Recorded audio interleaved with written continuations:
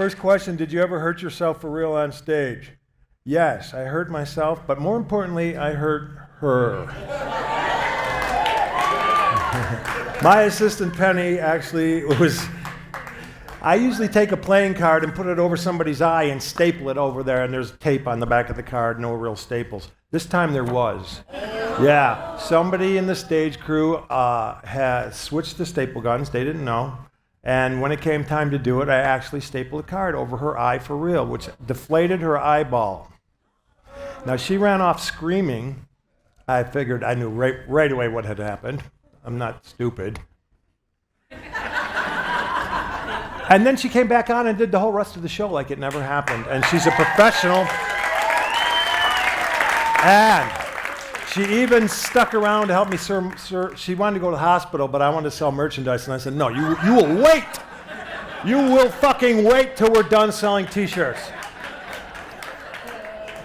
So I did hurt myself, but it's funnier that I hurt her. Yeah. You're on, Marty. What current comedians make you laugh? Well, they're all in Washington.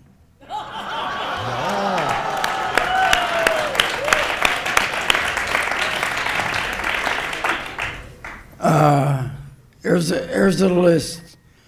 Well, if I run down the list, I'd probably say the one guy that really knocks me out, and I know everything he's going to do, Don Rickles. I can go see Rickles and I laugh. I think he's really, really, really funny. And Billy Crystal, brilliant. Not only as an actor, but as a fine comedian. There's a whole gang of them, but I keep thinking of the ones from this 80s and 90s. I don't want to go into that. It says, how do you keep so young at the age of 92? That's what I'd like to know. Well, I exercise. My wife takes great care of me. I take a lot of vitamins. I read. I enjoy life. I love walking on the stage. I love people saying, after you gave me a lot of joy, and the way you acted on the stage made me laugh. And that knocked me out. And I felt, oh, gee, I'm doing something worthwhile. And God has helped me. Thank you.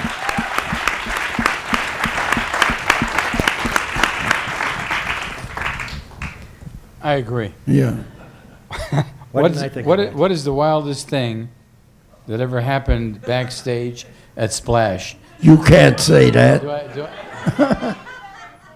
No, actually I can.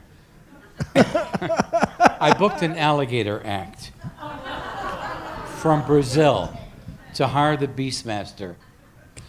And I said, you're going to go to the swamps in Florida and find the largest alligator in the world and bring him back.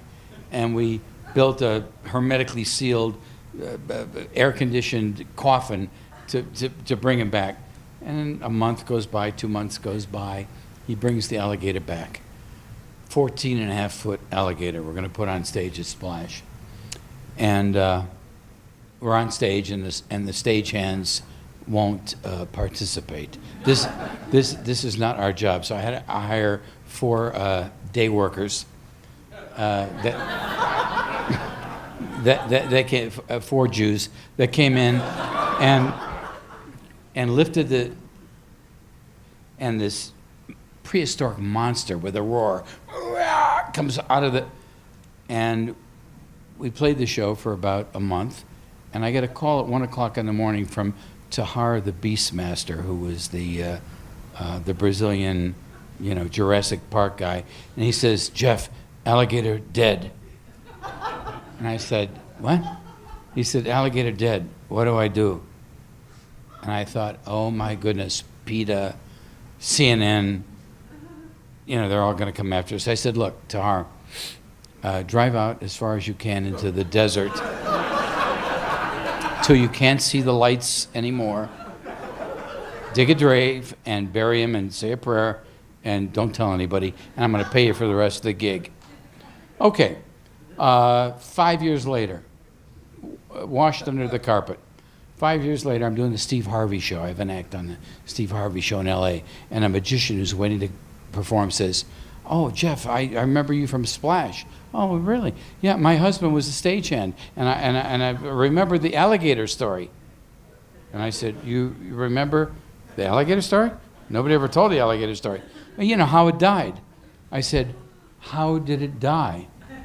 And she said, "Well, you know, it got out of its cage in the afternoon because it was parked outside the loading dock, and it crossed Riviera Boulevard. And a pickup truck ran over it and left a tire track on the back of the alligator." I said, "Really? Oh, wow." She said, "But that's not how it died. Tahar, the Beastmaster, went to Home Depot and bought a can of spray paint, green spray paint, and painted over the tire mark so that when it performed on the show, you wouldn't see it, and it died of toxic poisoning." I said, "Okay, we'll just bury that one as well."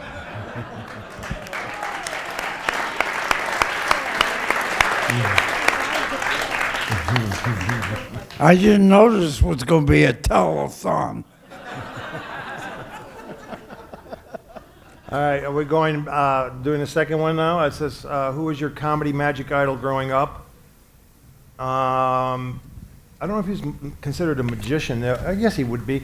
This guy, his whole act was you could take a sledgehammer and smash him in the head with it as hard as you wanted. With a 50-pound sledgehammer. This was like a circus guy I saw. And so I wound up and I hit this guy in the head, and he went into a coma for about a year and a half. But when he woke up, his first words were, "Ta-da!"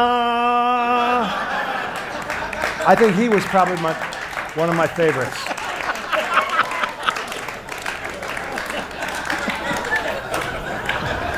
Very impressive. I forgot to mention, there's one comedian that I think back, and I think he was absolutely brilliant, and that was Richard Pryor. I thought, man, I remember the first time I went to see him, I thought, wow, this is what a comedian is. He was absolutely brilliant. And Bill Cosby, if you start to run down the list of names, and you just think who appeals to you. And anybody that can make you laugh today with what's going on, he's a comedian. He's a comedian. And by the way, I just want to say, you have been a phenomenal audience, and you made it all worthwhile for us to come out here tonight and do what we did. Right, Jen? Yeah. So I'd like to just say, right off the bat, I applaud all of you. Thank you so much for your kind and warm thoughts.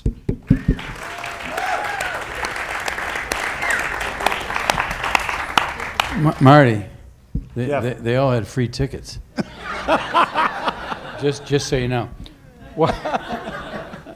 What do you think about the current corporate mentality in casino entertainment? Are you kidding me? Yeah, jostle. It speaks for itself. Corporate mentality, that's an oxymoron.